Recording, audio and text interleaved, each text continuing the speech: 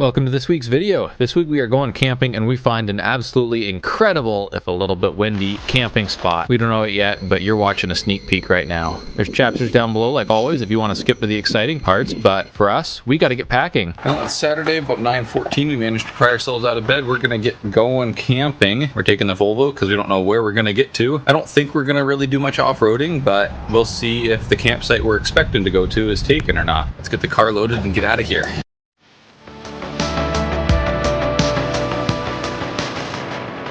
I think it started to rain. That could make this trip a little more interesting. Well, we just gotta figure out what we're eating, go grocery shopping, and then get on the road for middle of nowhere.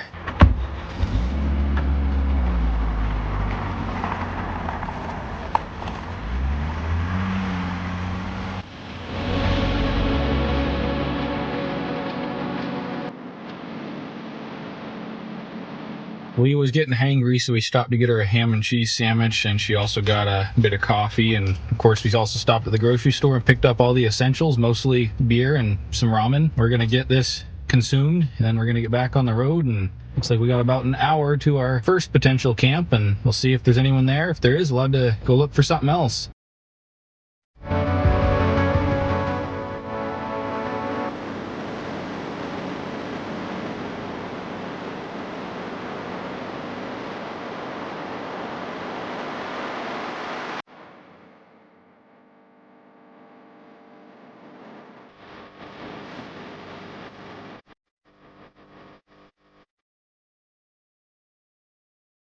This is the camp here, but someone's already in the spot, and this is just a really great camp because it's right on the creek there. We went and played cards in the creek last time, and this was actually the first time we did hammock camping, but we weren't very prepared, and it was in October, and we were very cold.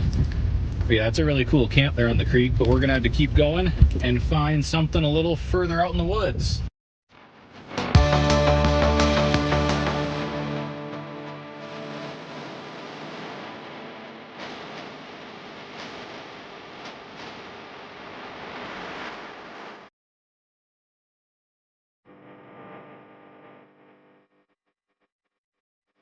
It says the beehives have been placed at this location, cooperation with the landowner, and any tampering, vandalizing is against the law. Cool.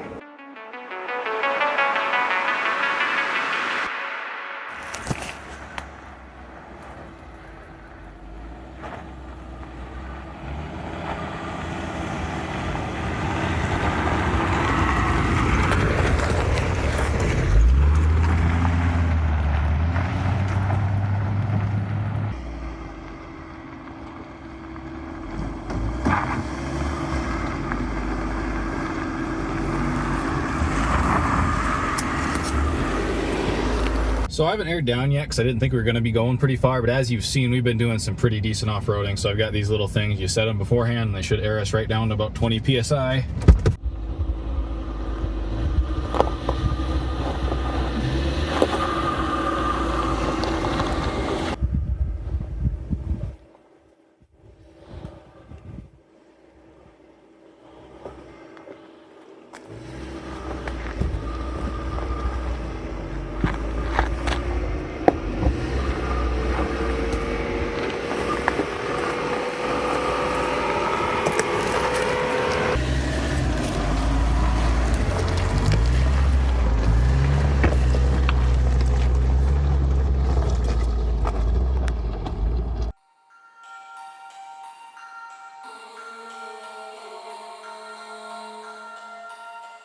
So we have found a fire tower up here. It does look like there's a picnic table over there, so we could camp. I'm gonna go see if anyone's home and if we're bothering anyone, and if we are, then we'll leave. Otherwise, we might camp up here. I didn't see any signs about it being for rent.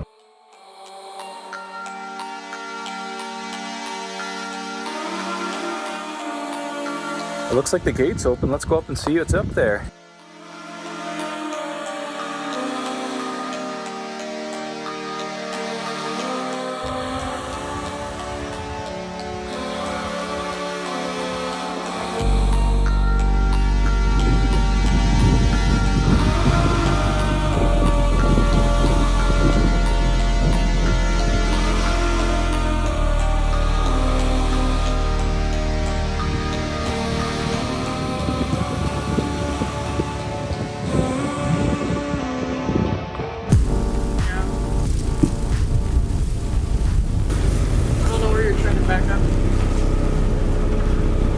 In memory of Paul J. Blickensturfer. Lookout killed by lightning at South Baldy Ranger Station, July 12th, 1925. Well, hopefully that doesn't happen to us. There are a few bugs up here despite the wind. Well, let's figure out how we're gonna hang our hammocks and then we'll get settled in. So it looks like we're gonna use that tree there and the Volvo to hang our hammocks. We'll see how this works.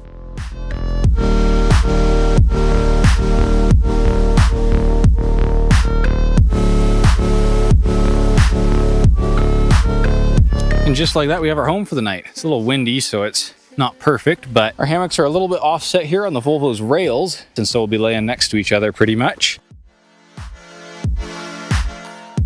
The store we stopped at actually had a really good selection of brews, and I only meant to get 1 6-pack, but I had to get 2. We've got this Dundee IPA from Big Barn Brewing and a High Drive Hazy Double IPA from Lumberbeard Brewing.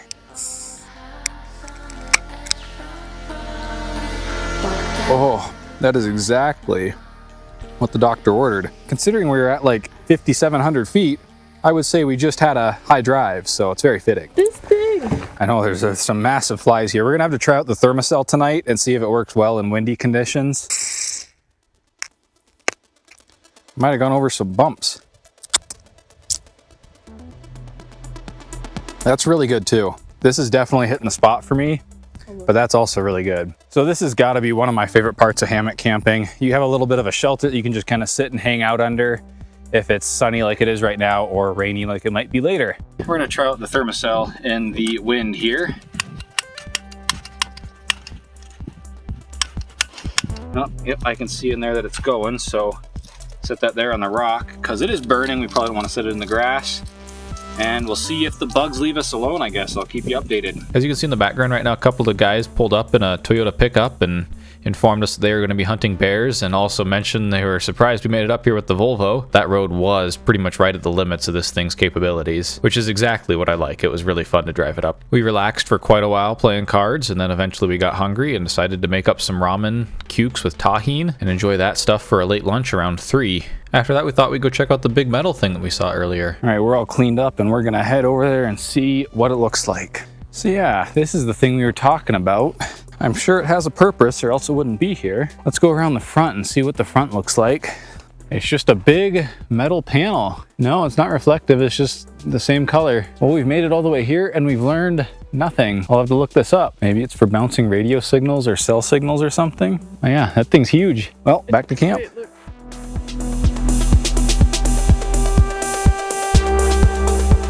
So we did turn off the thermocell while we were gone to look at the big metal thing, whatever that is, and when we got back, there's actually a bunch of bugs under the hammock again, so I'm thinking it is doing something.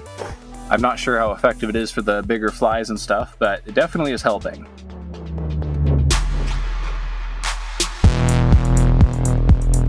This is so disappointing. As we were sitting playing cards, a bee decided that my beer was just as delicious as I thought it was and decided to hop right in. We both watched it happen, and it happened so quickly we couldn't stop it. You're looking at me trying to fish it out with a pen, but eventually we gave up, and well... It's gonna be stuck in the bottle. Oh, no, there he went. Oh man, he's hidden. What are the rules? Just grab him and...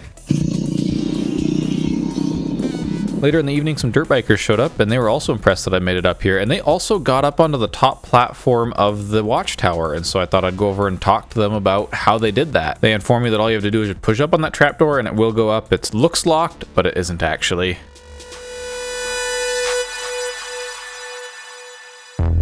So it's actually getting a little chilly now. It's about 6:42.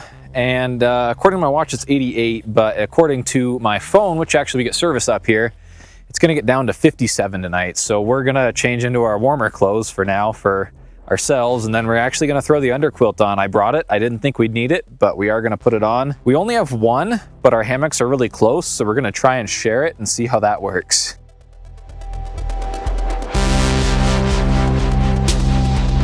Well, we're gonna try this out and see if it works before we go to bed. Well, it's not gonna be perfect, but it'll help. Yeah, it's kind of underneath of us. 2 people, 1 underquilt. Is that the title of this video? All right, now that we are dressed for the weather, we're gonna go check out the fire tower and see if we can get up there.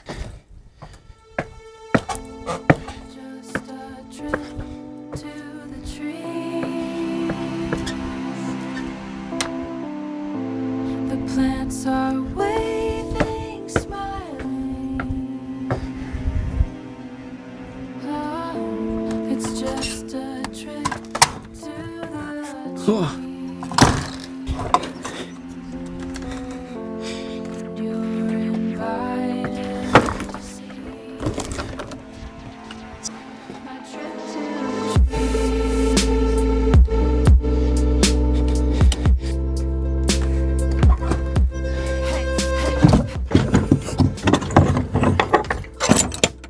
would help.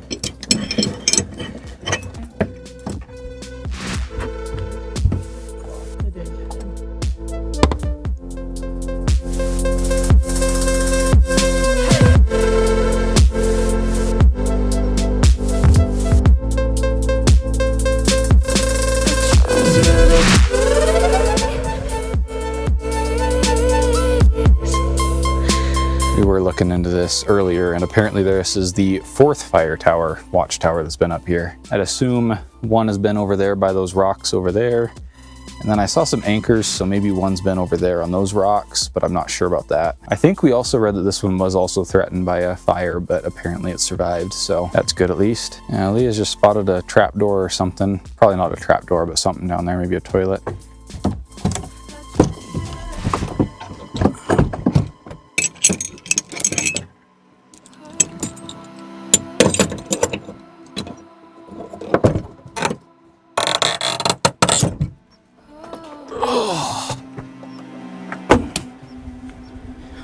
Oh god.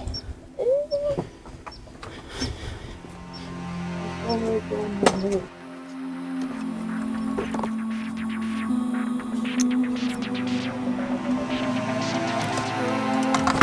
I did do some research on that big metal thing over there, and I wasn't really able to find anything. If you know, then please leave it in the comments and let us know. We're really curious. Well, that was cool. Glad those dirt bikers stopped by so they could share their knowledge. So that door we mentioned, we're coming to check it out. Let's see if there's anything in here. No, just a couple of beer cans that I'm gonna have to clean up.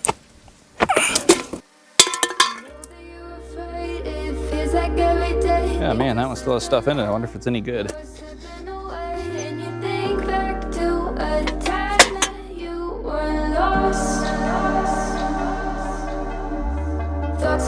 So it's gotten to be just after 8, it's 8:08, and we've got this Cracker Barrel stuff, which is really fancy and really expensive, but we thought it might be good for camping since it doesn't really require any milk or butter. It comes with like a sauce packet instead of like a powder. And so we're gonna try cooking this up tonight and see how it is. At the store, I think this was like $5, maybe $5.50, whereas like the craft stuff was like $1.50 or something. So even if it is tasty, it's a lot of extra money just to have a little bit more convenience. Time to get started on our second meal of the day that is just boiled water and something else.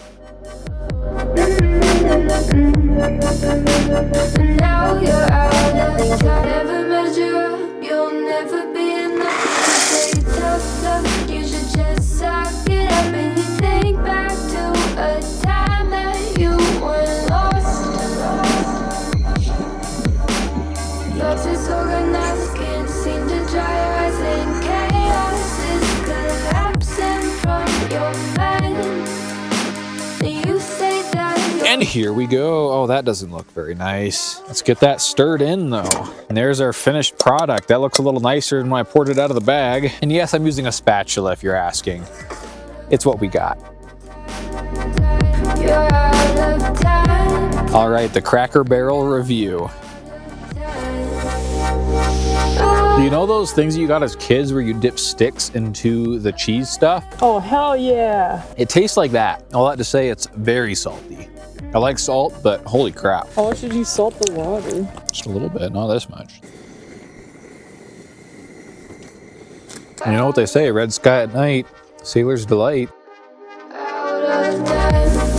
Oh man, this mac and cheese, even though it's very salty, is hitting the spot. Well, it's been too windy really to play any more cards, so we might play some Steam Deck, maybe watch some shows or something, and probably hop in the hammocks. We'll try and let you know how that goes.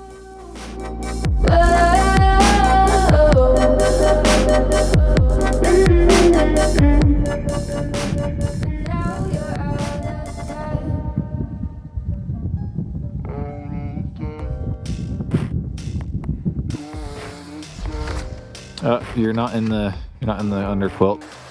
Yeah. Oh, my quilt. Okay. Where are you? Hi. Hey, there's Leah. So yeah, we're in these hammocks together here next to each other. I know it's so bright. You know how I feel now. This is so cozy. I really honestly hope it rains tonight because that would be incredible. And just like that, I'm cozied up in my sleeping bag liner. It's almost midnight, not quite. We're gonna go to bed, get a good night's rest, hopefully not be woken up by other visitors. See you tomorrow morning. Good night.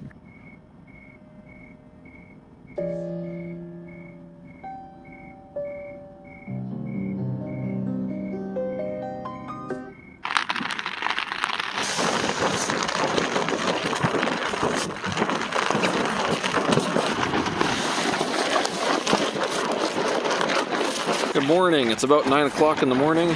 We are gonna get up and get out of here because it is raining and the wind is blowing it under our tarp. And speaking of the wind, it rattled our tarp around all night and it was quite noisy. So it wasn't all that good of a sleep for me, at least. If you have any tips for how to secure a tarp so it doesn't blow in the wind when you're hammock camping, then I'd be interested in knowing those. But yeah, we're gonna get up, pack up, get out of here.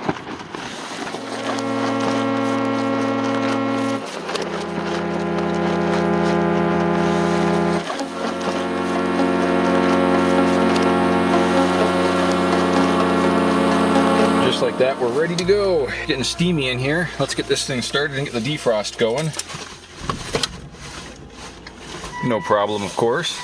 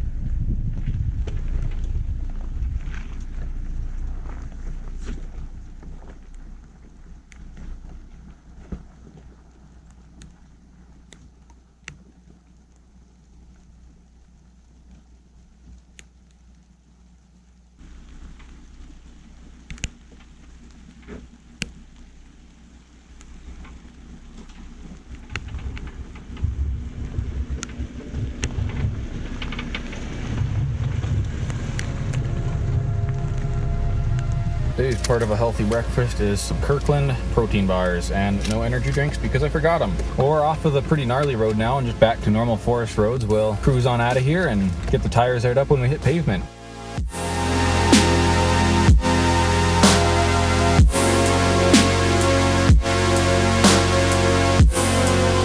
All right, we made it to the pavement. It might not look like it, but it's just right down there. And I just pulled off here so we can air up, but let's get on with it. It's raining. So check out what I noticed here. We got a pretty big gash in the sidewall here. I don't know if that's repairable or something or what. I'll have to go to my local tire shop and find out.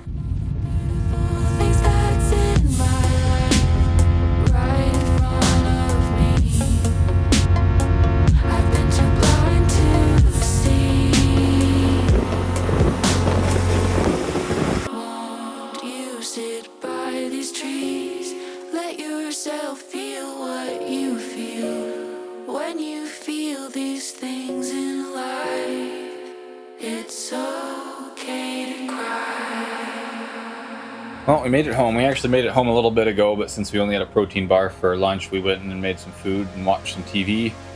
But now it's time for me to unload this car, and we got a bunch of wet stuff, and so I'm gonna have to let it dry in the other room since this big behemoth is taking up space in my shop still.